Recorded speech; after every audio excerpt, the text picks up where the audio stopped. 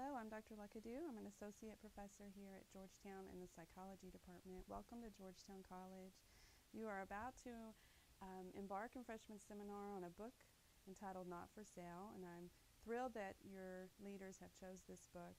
In the last 3 to 5 years, we've been focusing on human trafficking here on campus in a variety of ways to try to raise awareness among our students, and I'm glad that you'll be continuing our drive to do that. I just wanted today to share with you a little bit about human trafficking.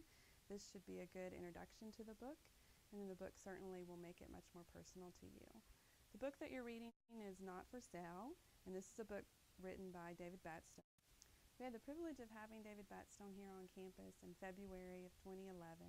He came here and he shared his passion about human trafficking as well as introducing the book to us, and many students on campus took the opportunity then to read the book.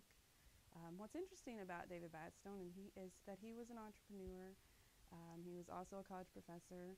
He always went to this one little restaurant near San Francisco where he lived, and he became shocked to see it on the news one night and realizing that the individuals who were serving him at this restaurant were actually trafficked victims from another country. And this kind of sent him spiraling into questions of wondering what trafficking was and how he could become more aware of it. And so he set out on this journey to teach himself, and in so he has taught many others through his book and through now his organization, which is Not for Sale. And you can go to their website, which you'll have available to you in the book, and learn more about their organization. They have come as well. Last year, their organization came and did a concert again to raise awareness. So Not for Sale has had a presence on our campus and will continue to do so. When we think about human trafficking, really involves some key elements.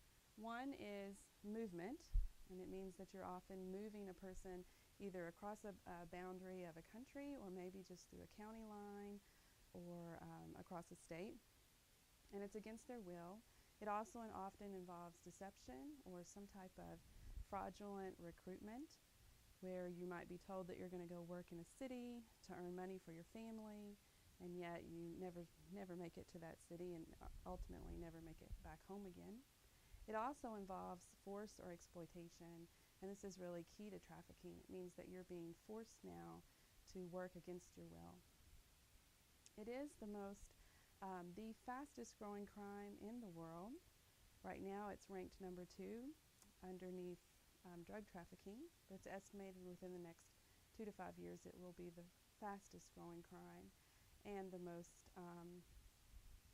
lucrative crime. The reason is, if you think about selling a drug trafficking, it's a one-time sell. So you have income that you bring in one time, and when you think of a human and selling that human again and again, you have them throughout their entire lifespan.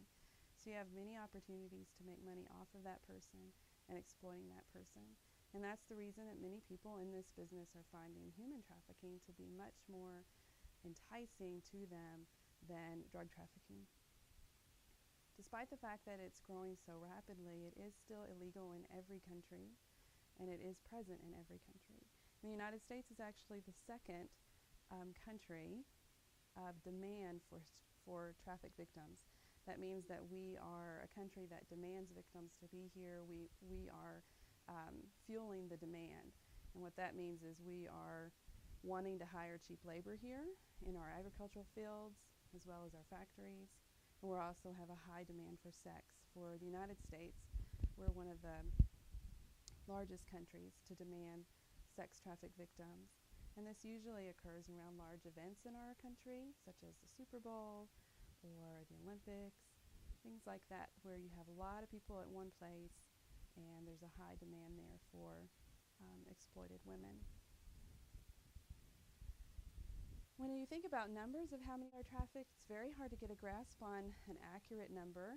It's estimated about 27 million people are forced into labor against their will. This is really important that we wrap our minds around what 27 million means. It seems like such a vague number.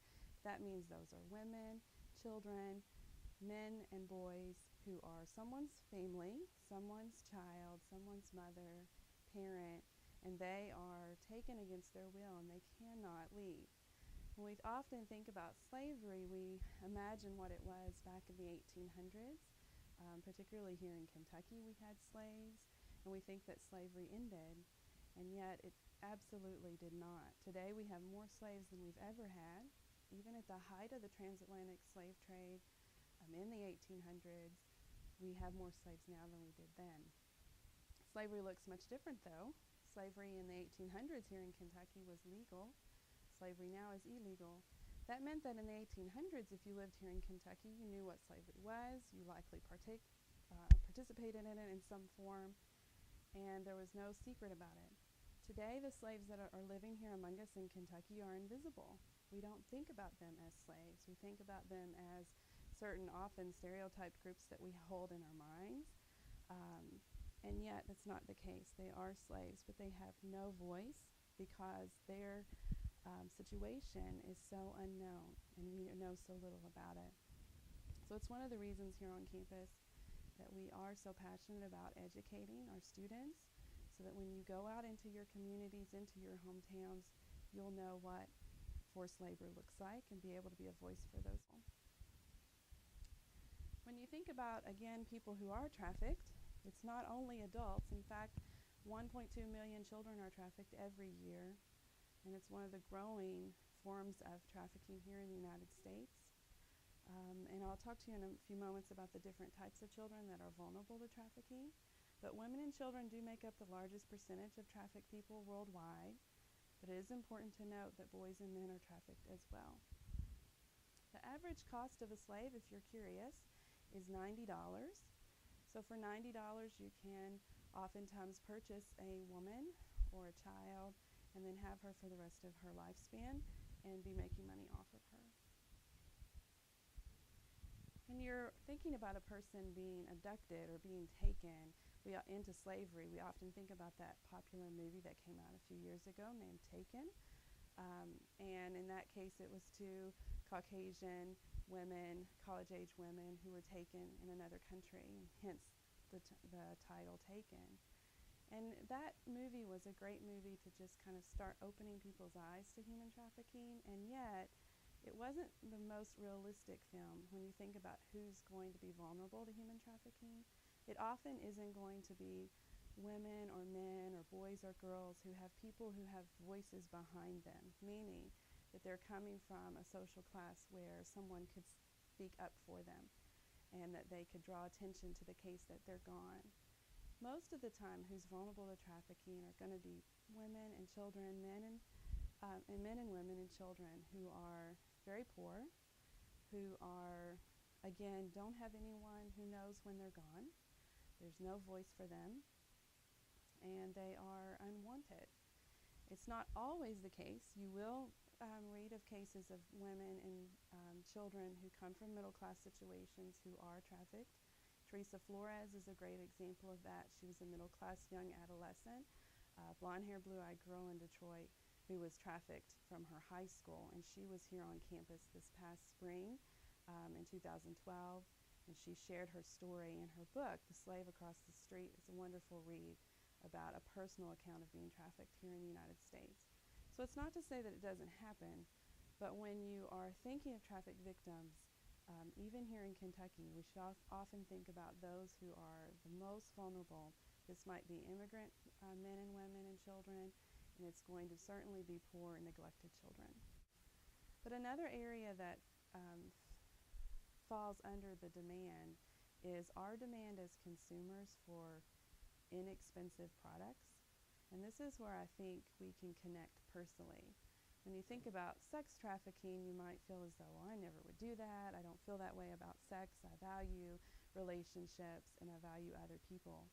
But where we can look ourselves in the mirror and see that this issue of trafficking is a part of our lives is with our demand for cheap goods. Whenever we demand, meaning we only buy cheap products, whether it's our clothing or our food or other products, then it means that that product has to be made at such a low cost that ultimately, usually the person who is working that field or working in that factory is not being paid. And so that is something that I think we all can start looking at, is what we're buying. And we've been making many attempts on campus to raise awareness of what it means to buy fair trade. And I'll talk about that in just a moment. And then finally, impunity. Fair trade means that a product is made under fair practices where people are given a fair wage. And it's a little symbol. And you can see this symbol here on this slide. And you can find products, and it'll have this symbol in the corner of the product. And you can find it here in Georgetown. You can find some products at Walmart, some products at Kroger. Most of the time you'll find them in the organic sections. And here we're thinking mostly of food. Some common products that you might be shocked to know is made under slave labor is chocolate, coffee, fruits and vegetables.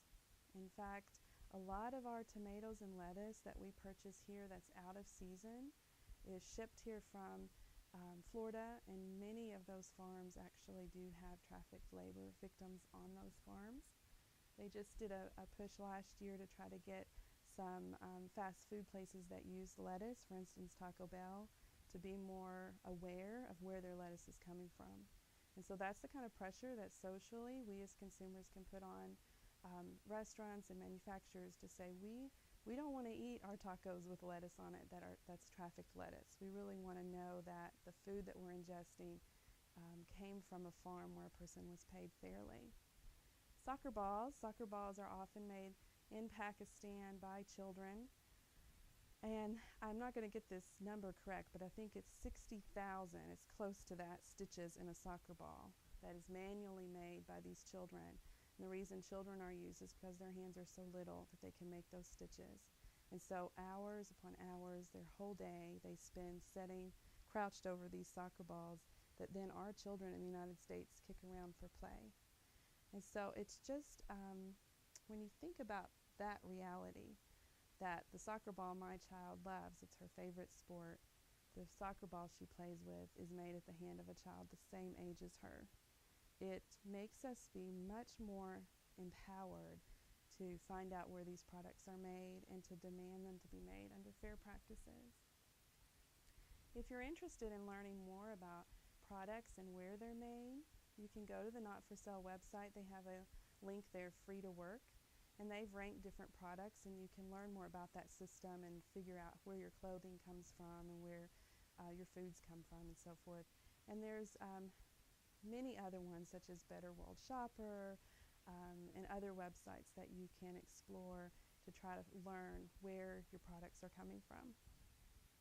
Now, I did mention chocolate, and I do want to say that most of our chocolate here in the U.S. is produced under slave practices. A lot of the times this is occurring in the Ivory Coast, and children are often vulnerable to being trafficked on these cocoa plantations. What it means here is that not necessarily the Hershey plant, for instance, has trafficked victims, but it means the cocoa field where the cocoa is coming from, that cacao bean is what it's called. It's a pod that then we turn into chocolate that we eat. That cacao pod is actually harvested under slave labor.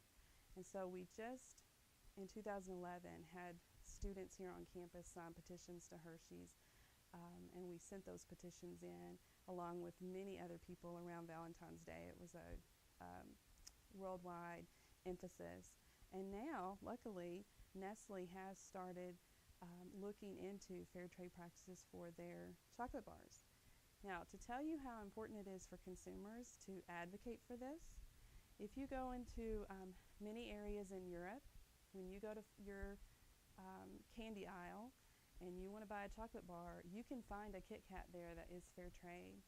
When you go to the United States, there are no fair trade Kit Kat bars. And the reason is people in these European towns demanded fair trade chocolate. Once they demanded it and said, we're not going to buy Kit Kat bars unless they are made with fair trade practices with the cocoa, what happens? They start making fair trade Kit Kat bars. So it really is on our shoulders to tell manufacturers that we want this for our products. To show you how powerful your voice is, the very same thing happened 10 to 15 years ago with organic products. 10 years ago, if you walked into Walmart in your grocery aisle, you would not have found organic goods. I hope to meet you and learn more about you, and together we can raise awareness of human trafficking.